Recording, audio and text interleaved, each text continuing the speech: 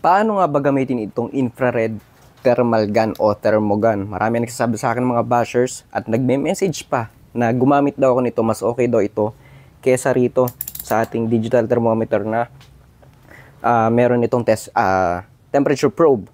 So, ito, ang nami-measure nito ay yung airflow o yung ambient temperature, yung hangin dito.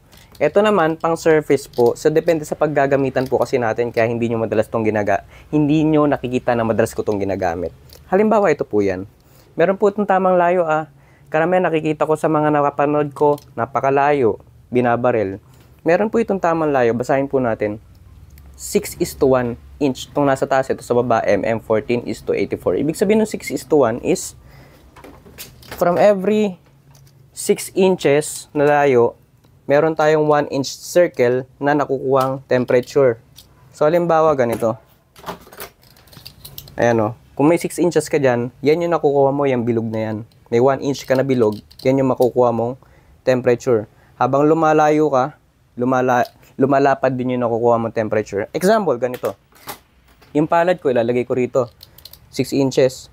Yan yung nakukuha ko. Ngayon, habang lumalayo, tinan nyo, nag-iba yung temperature. Kasi nakukuha niya pati itong nasa pader. Ayan o. So ayan, yun lang naman extra knowledge lang at iba po yung paggamit ito. Kaya madalas nyo nakikita ito sa akin. Ingat po sa lahat, God bless. Sana nakatulong po.